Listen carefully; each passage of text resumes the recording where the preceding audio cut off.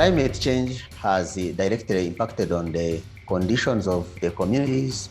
It affects our farmers, our producer, because it alters their planting patterns, their practices patterns. Too much rain is the problems as well for the processing. We are seeing extreme rainfall events, and at the same time, we are seeing extreme periods in which there's no rain, so drought, as it's called.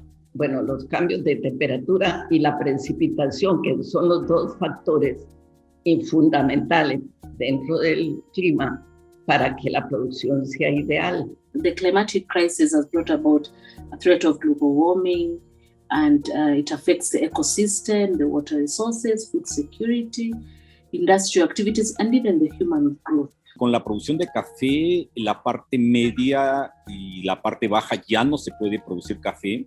So this has a lot of effect. This has multiplier effect, because then what happens is, you know, the farm sector in the village becomes unsustainable and people migrate to the cities.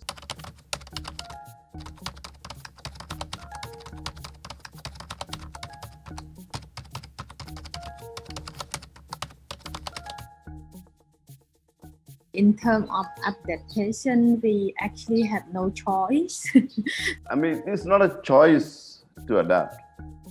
It is their compulsion that they adapt to the changes. We responded to this climate change about 30-40 years ago itself, when we made this shift to organic farming. So we constantly go back to put species, native species, where they've been removed.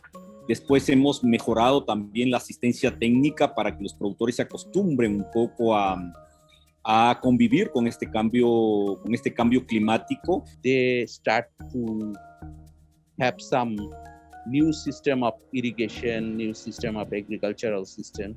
Podemos tener madera, podemos tener leguminosa, podemos tener maíz, podemos tener coco, podemos tener nuevas variedades que se adaptan a las nuevas condiciones climáticas.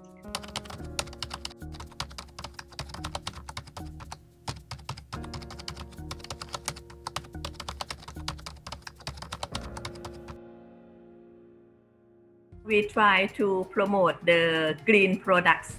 Si yo quiero cambio, si yo quiero contrarrestar los impactos negativos al cambio, debo empezar con el tema de reforestación. Bueno, uno de lo que se ha tratado de incluir es la diversificación. Then the second way in which we are managing our own environmental impact is by using renewable energy. We don't use machinery. You know, our reliance on electricity is very minimal. En el uso del agua, nosotros estamos para manejar un manejo más eficiente del agua. Tenemos 3 piletas también de tratamiento natural de los residuos de la fábrica. And we have worked with sustainable architects to look at how to use materials that has, for example, there is 0% concrete. So we look at our products being made in a sustainable fashion, as well as in dignity.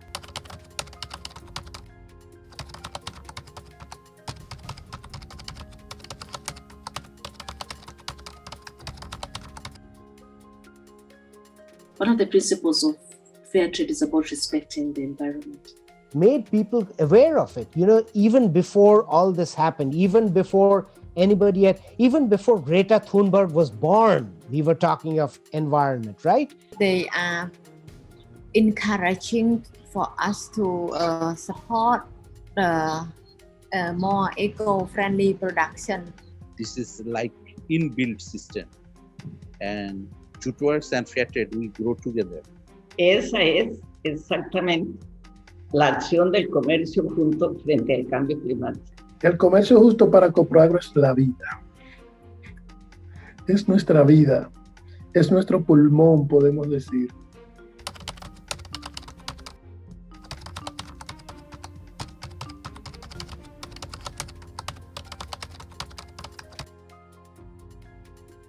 So I think my message is that even in the midst of a pandemic, all of us should not lose sight of the climate change crisis. And for the business, we have to have the green business, the green economic. That when you want to do something, it's not only the profit, it's not only the income.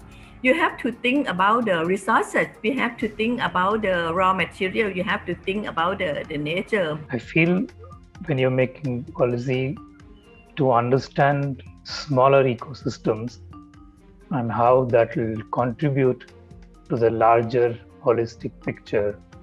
We need also to put a lot of emphasis to the local people. Keep in mind whatever actions, policies they make, to keep in mind the small producer.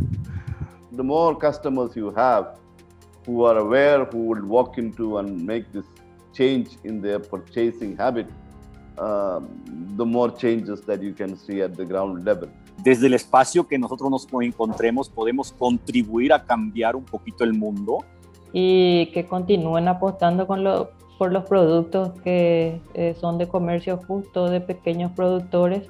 Because they are ethical, they are organic, and they respect the environment. You want to reduce inequality. And how do you do that? You need to protect the environment, because if you don't, you're simply going to make that inequality problem worse.